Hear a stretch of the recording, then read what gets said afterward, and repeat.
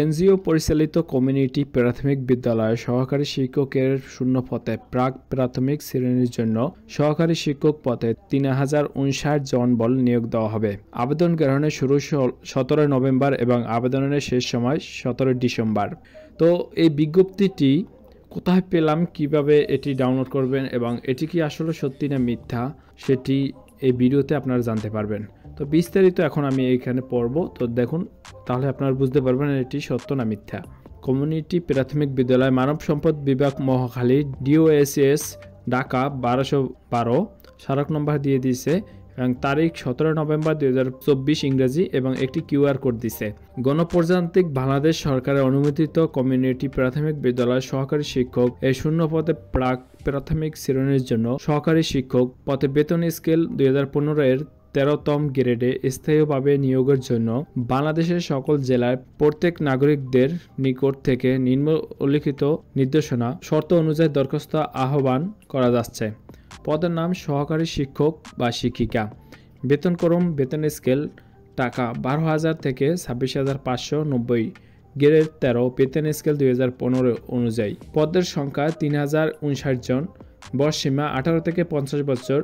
শিক্ষাগত যোগ্যতা কোনো স্বীকৃত বিশ্ববিদ্যালয় হতে দ্বিতীয় শ্রেণী বা সমমান সিজিপিএ সহ স্নাতক বা স্নাতক সম্মান বা সমমানের ডিগ্রি। দ্বিতীয় বলা আছে, আগ্রহী প্রার্থীগণকে অনলাইনে আবেদন করতে হবে। উপরে কিউআর কোড স্ক্যান করে আবেদনে সাবমিট করতে হবে।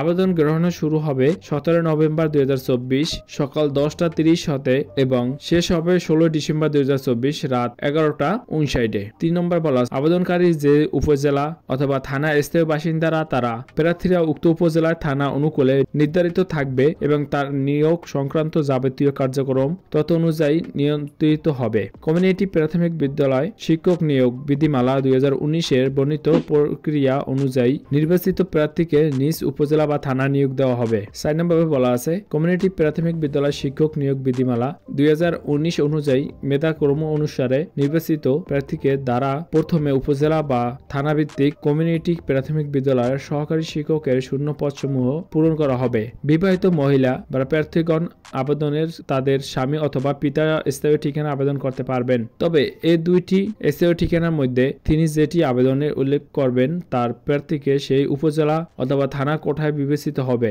৬ নম্বরে বলা আছে, অসত্য বা ভুয়া তথ্য সংবলিত ত্রুটিপূর্ণ অসম্পূর্ণ আবেদনপত্র কোনো কারণে দর্শানো ব্যক্তিকে বাতিল বলে গণ্য হবে। প্রার্থী কর্তৃক দাখিলকৃত অথবা প্রদত্ত কোনো তথ্য বা কাগজপত্র নিয়োগ কার্যক্রম চলাকালে যে কোনো পর্যায়ে বা নিয়োগ প্রার্থীর পরে ও অসত্য ভুয়া প্রমাণিত হলে তার দরখাস্ত নির্বাচন নিয়োগ বাতিল করা হবে এবং মিথ্যা অথবা ভুয়া তথ্য সরবরাহ করার জন্য তার বিরুদ্ধে আইনগত প্রশাসনিক ব্যবস্থা গ্রহণ করা হবে। তাছাড়া আবেদনে নিজ জেলা, থানা, উপজেলা ভুল করলে তার প্রার্থীতা বাতিল বলে গণ্য হবে। সাথে বলা আছে, কমিউনিটি প্রাথমিক বিদ্যালয় শিক্ষক নিয়োগ বিধিমালা ২০১৯ এর বাক্য অনুযায়ী পোষা অর্থ কমিউনিটি প্রাথমিক বিদ্যালয়ে নিয়োজিত আছেন বা ছিলেন এমন শিক্ষক অবিবাহিত সন্তান যিনি উক্ত শিক্ষকের উপর সম্পূর্ণরূপে নির্ভরশীল আছেন বা তিনি জীবিত থাকলে তার চাকরিতে থাকলে অসম্পূর্ণরূপে নির্ভরশীল থাকতেন এবং উক্ত শিক্ষকের বিধবা স্ত্রী বা বিপত্তিনিক স্বামী বা তালাকপ্রাপ্ত কন্যা যিনি উক্ত শিক্ষকের উপর সম্পূর্ণরূপে নির্ভরশীল ছিলেন বা ক্ষেত্রমতে তিনি জীবিত থাকলে অনুরূপভাবে নির্ভরশীল থাকতেন। মৌলিক পরীক্ষার সময় পোষ্য প্রার্থীকে ১ জুন ২০২৪ তারিখ পর্যন্ত তিনি পোষ্য ছিলেন মর্মে সংশ্লিষ্ট উপজেলা বা থানা শিক্ষা অফিসার কর্তৃক প্রদত্ত সনদ দাখিল করতে হবে। কোন প্রার্থী লিখিত সনদ দাখিল করতে ব্যর্থ হলে তা প্রার্থী বাতিল বলে গণ্য হবে। দরখাস্তের সাথে দাখিল করতে হবে। দরখাস্তের সাথে যা দিতে হবে। ক নম্বর বলা আছে, পূর্ণাঙ্গ জীবন বৃত্তান্ত এবং পাসপোর্ট সাইজের ১ কপির ছবি। খ এখানে তারা লাগছে থ। যাই হোক, শিক্ষাগত যোগ্যতা সম্পর্কিত সকল প্রকার মূল সাময়িক সনদপত্র। গ সংশ্লিষ্ট ইউনিয়ন পরিষদের চেয়ারম্যান, পৌরসভা মেয়র, সিটি কর্পোরেশনের কাউন্সিল কর্তৃক প্রদত্ত নাগরিক সনদপত্র, জাতীয় পরিচয়পত্র, জন্ম নিবন্ধনের কপি।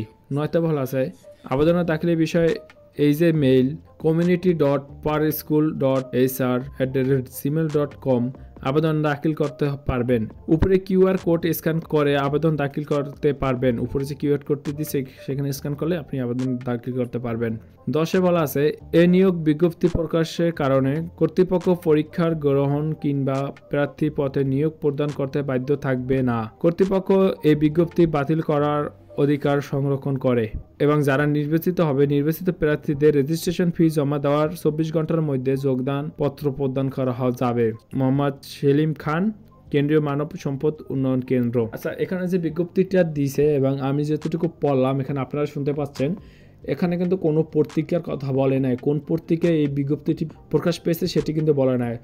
আমরা জানি কোনো প্রাথমিক বিদ্যালয় অথবা কোনো হাই স্কুল কলেজে দিলে কিন্তু একটি পত্রিকায় নিয়োগ দেওয়া হয়, সেই পত্রিকার কথা এখানে কিন্তু উল্লেখ করা হয় নাই। প্রাথমিক বিদ্যালয় যে অফিসিয়াল ওয়েবসাইটটি আছে এই ওয়েবসাইটটিতে এমন কোনো বিজ্ঞপ্তি পাই না। ওই যে বিজ্ঞপ্তিটা আমি এতক্ষণ যেটা দেখাইলাম অফিসিয়ালভাবে কোনো ওয়েবসাইটে বিজ্ঞপ্তিটি প্রকাশ করা হয় নাই। এবং এনজিওর যে ওয়েবসাইট আছে সেই অফিসিয়াল ওয়েবসাইট সেখানেও আমি দেখছি সেখানেও কোনো অফিসিয়ালভাবে বিজ্ঞপ্তিটি প্রকাশ করা হয় নাই। তাহলে বলতে পারেন এই বিজ্ঞপ্তিটি আমি কোথায় পেয়েছি? বিজ্ঞপ্তিটি পেয়েছি দৈনিকশিক্ষা.com যে ওয়েবসাইটটি আছে সেই ওয়েবসাইটটিতে কিন্তু এটি প্রকাশ করা হয়েছে। তো এটা কতটুকু সত্য আপনারা কমেন্টে জানাবেন। আমার মনে হচ্ছে না এটি সত্য, কারণ এটি যদি সত্য হতো তাহলে কিন্তু এই যে প্রাথমিক বিদ্যালয়ের যে ওয়েবসাইটটি আছে এখানে প্রকাশ করা হইতো।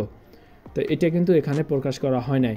এবং এ নিয়ে কিন্তু ভিডিও আপলোড করা হয়েছে দেখছি অলরেডি ইউটিউবে, সেখানে কিন্তু অনেকে অনেক কথা বলছেন। কমেন্ট আমি দেখলাম সেখানে বলছেন অনেক ভুয়া বা তাদের কাছে টাকা নিছে, এরকম কিছু কমেন্টে জানানো হয়েছে।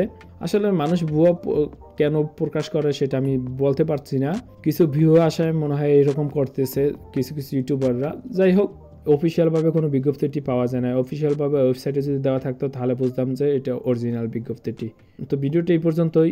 ভিডিওটি ভালো লাগলে অবশ্যই লাইক করবেন, কমেন্ট করবেন এবং এরকম ভিডিও পেতে, অরিজিনাল তথ্য পেতে অবশ্যই চ্যানেলটি সাবস্ক্রাইব করে পাশে থাকবেন। আর যদি অলরেডি চ্যানেলটি সাবস্ক্রাইব করে থাকেন, থ্যাংক ইউ সো মাচ।